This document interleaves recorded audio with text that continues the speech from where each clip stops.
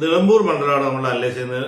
Nilambur municipality 7 panchayat 8 local ബോഡികളാണ് Nilambur മണ്ഡലം. ഇവിടെയും UDF ശക്തമായ മുന്നേറ്റം നടത്തിയിരിക്കുകയാണ്. 45.3%, 81,000 വോട്ട് നേടിയപ്പോൾ രണ്ടാമതുള്ളവർക്ക് 45,000 വോട്ടേ ഉള്ളൂ, 25% ഉള്ളൂ.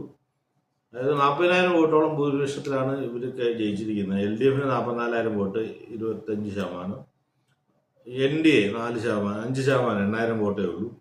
ഇപ്പോഴത്തെ പഴയ അസംബ്ലി നോക്കുകയാണെങ്കിൽ അതിന് ബൈ ഇലക്ഷൻ ഉണ്ടായിരുന്നു. ലീഗിന്റെ കോട്ടയാണ്, കോൺഗ്രസിന്റെ കോട്ടയാണ്. ഇതൊരു ഒന്നുകൂടെ നോക്കേണ്ട ഒരു ഇതാണ്. 2014 മുതൽ PV അൻവർ CPM ജയിച്ചുകൊണ്ടിരുന്നതാണ്. നാരായണ ഷൗക്കത്തിന്റെ മണ്ഡലമായിരുന്നു പണ്ട്. അദ്ദേഹത്തെ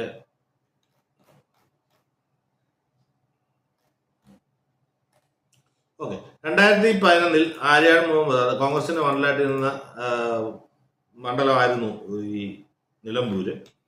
പക്ഷെ 2016 ആര്യാട് ഷൗക്കത്ത് മകൻ മത്സരിച്ചപ്പം PV അൻവർ അദ്ദേഹത്തെ തോൽപ്പിക്കുകയാണ് ചെയ്തത്.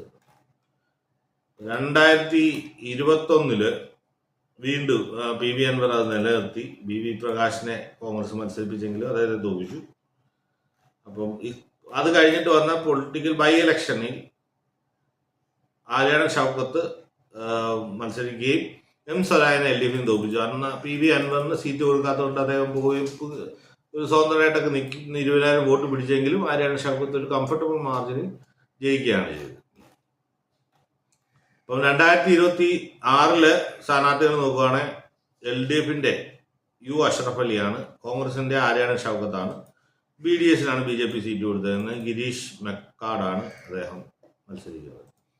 മലപ്പുറത്ത് ഇപ്പോഴുള്ള ലോക്കൽ ബോഡി നിലവാരത്തിൽ ഈ അതേഴ്സ് എന്ന് പറയുന്നതിനകത്ത് LDF സ്വാതന്ത്ര്യമുണ്ട് കേട്ടോ. UDFന്റെ ഉണ്ട്, LDFന്റെ ഉണ്ട്. എന്നാലും LDF ആയിരിക്കും കൂടുതൽ സ്വതന്ത്ര സ്ഥാനാർത്ഥികളെ നിർത്തി ജയിപ്പിക്കാൻ മലപ്പുറത്ത് നോക്കുന്നത്. എന്തായാലും വോട്ടുണ്ട് LDFന്, ഇതിനെക്കാട്ടും വോട്ടുണ്ടെങ്കിൽ പോലും ആര്യാട് ഷൗക്കത്ത് കംഫർട്ടബിൾ മാർജിനാണ് ബൈ ഇലക്ഷന് കഴിഞ്ഞ 2 വർഷത്തിനുള്ളിൽ നടന്നൊരു ഇലക്ഷന് ജയിച്ചത്.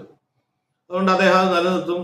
അദ്ദേഹത്തിന് ഒരു നല്ലൊരു മാർജിനിൽ തന്നെ ഈ നിലമ്പൂര് UDF നിലനിർത്തുമെന്നാണ് എൻ്റെ വിലയിരുത്തൽ.